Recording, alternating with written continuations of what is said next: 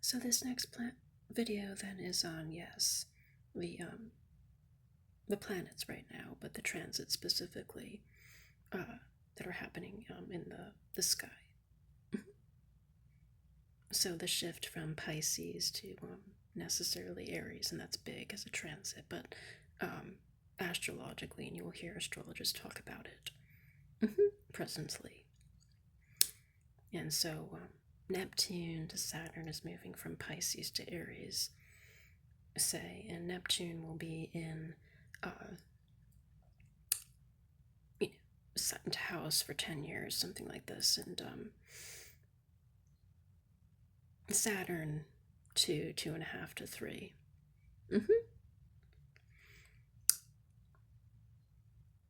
So it's a longer term duration, and then you have to take that into account. It's not shorter like the moon, say,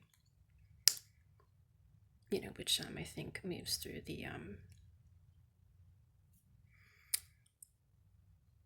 month, in 28 days, and you can work with on a day to day, but a sort of daily level through small little tasks and goals, say. So what I'm getting at is that the effects would be, I think, more greater, even if they're not experienced, I think, immediately, say, and all at once. And that's, I think, for a longer term, dating into the future. And to know that the chart does not necessarily stand on its own either. So it doesn't exist, that way. It as a result of the signs in the houses previously. So, Pisces, as we take into consideration, is sort of useless without, having worked on it, but without having had the experience of maybe the previous sign. Right. Which would have been maybe Aries, for instance, or Aquarius.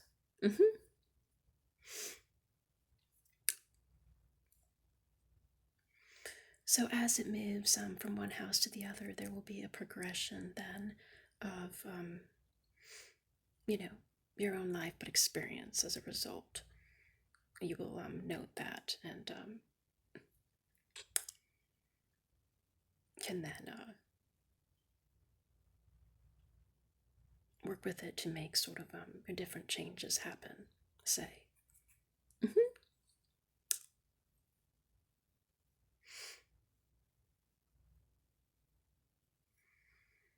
But on its own, Pisces, and going over it in a sort of description, then would represent beliefs and even ideals, but beliefs as maybe Uranus to Aquarius, say, in the sign. It would also represent service, and service to those that are lesser fortunate or infirm. So then, during this time, as you were there, you had probably found that your beliefs, but your ideals were sort of centered on matters that maybe were deeper, because that's in effect what also the planet represents, religious or spiritual of some variety that were higher. And you probably also found that you were involved with groups or people that were like, that had some kind of inclination there, but that you were thrust among those that were maybe unhealthy. And somewhere, you felt sort of revived, but somewhere you definitely didn't. You may have felt very, I think, oppressed, but kind of taken under into the netherworld, say. So maybe it wasn't the happiest, transit for you. And I can also say that it represents, at its worst, extreme pain and suffering, and even, outside and externally and through the masses. So you you felt that then through people. And these people were definitely of this variety. They had, through their beliefs, their ideals, they were more religious or spiritual nature. They had this inclination even to go within a lot and to probe, and maybe they were dreamers, but at their worst they could have very well been um, those that were addicted, and that those that had these sort of pathologies, and those that were seeking for something else um, that was higher than this realm. And you would have found yourself entangled with them, and kind of wanted to break free and couldn't. You were bound to them. It was sort of like a karmic thing. Do you understand? It's very karmic. Um, you know, and so it seemed to drag on. It just seemed to carry on, and just it was you know, you were like the two fishes, right, of the glyph that were entwined and kind of trying to break apart and free oneself. Say. Mm-hmm. I can also note that where we sort of saw that as it represents spirituality in general. So spiritual leaders could have at this time come up, even new belief systems that were more traditional, that had to do with the Catholic Church, which has always been in place. Mm-hmm. And so we saw that with at least the die-off of these great spiritual leaders. We had Thich Nhat Hanh, he was a Buddhist, and we also had from Plum Village, who was more recent. Mm-hmm. Pope Francis, even, who was just a few days ago, who was the Catholic, say he was a part of the Roman Catholic faith. Mm-hmm. So these were very powerful people in their ways, but they had this gentleness, this softness to them that is very Neptunian also, but that you know that was able to communicate with people in a universal way, since this is a universal sign versus any of the other. It is. Uh,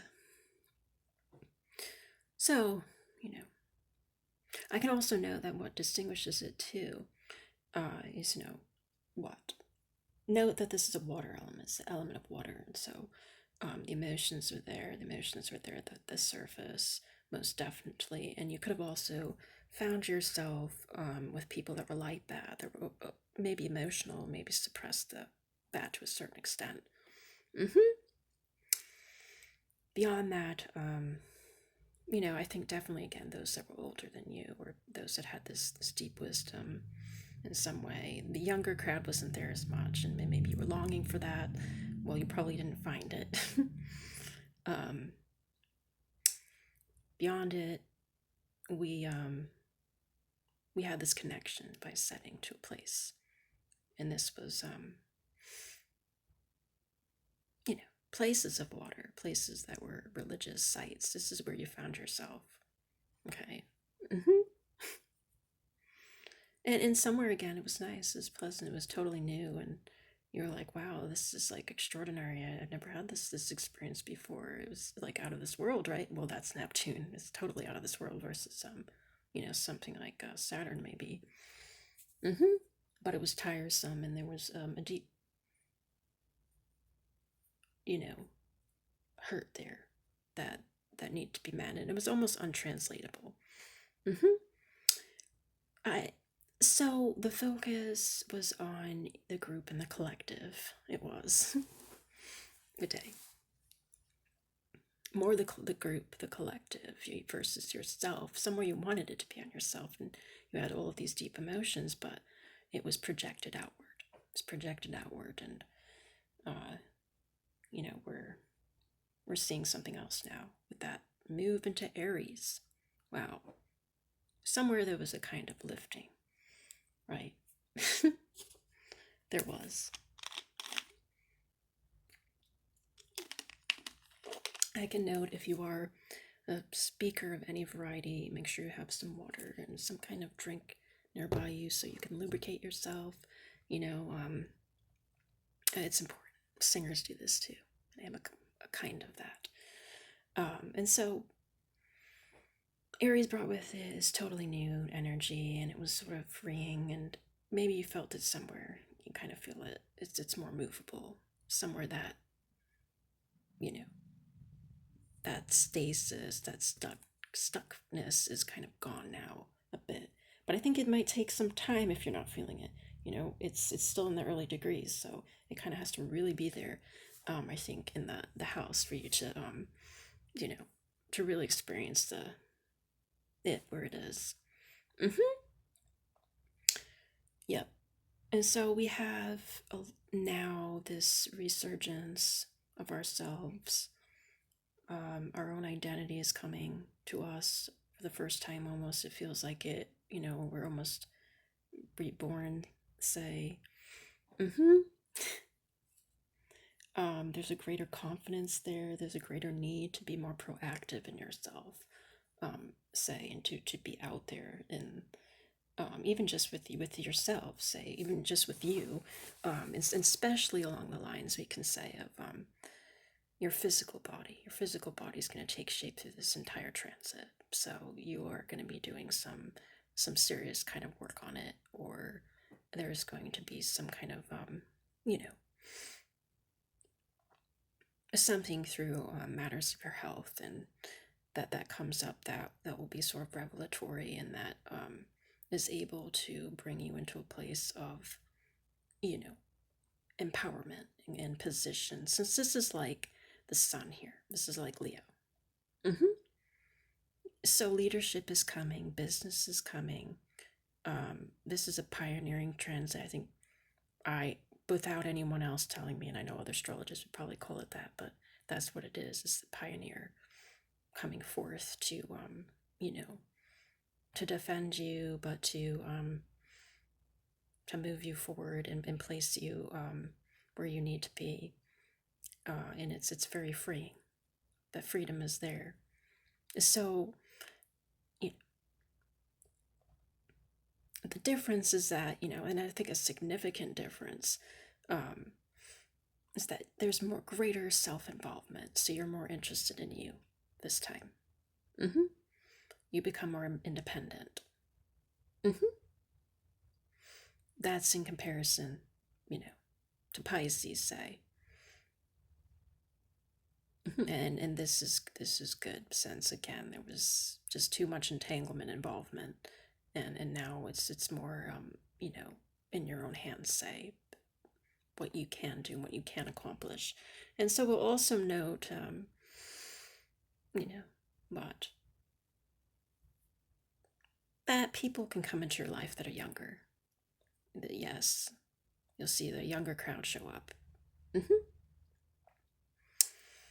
Youthful, more youthful, those that are involved with health, matters of the health, or what, defense, mm-hmm, and this sort of a thing, and that's kind of well, again, liberating in its way versus from before, when you were with these elders, and probably had to contend with all of their their sicknesses, but their pathologies, say, their pathologies. Mm-hmm. And so it's good. Beyond that, you will find yourself in, I think, in a place that's, literally fiery. This is the element of fire we're dealing with here. Mm-hmm. So, you know, those that are arid, desert-like, windswept, and even mountainous, these are the places that are going to come to you, and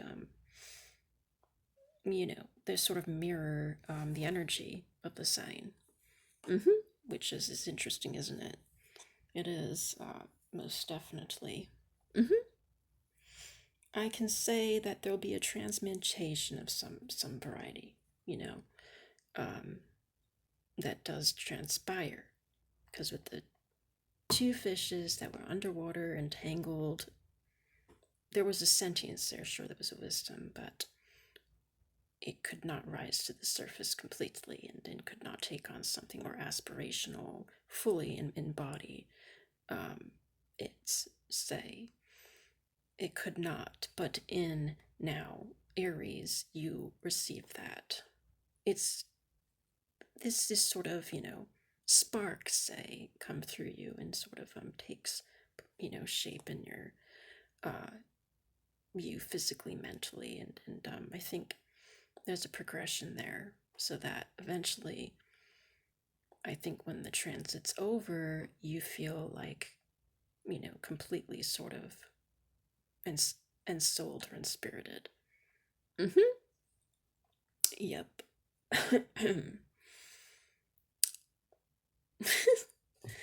uh, it's interesting to have my little drink here for a moment. Mm-hmm.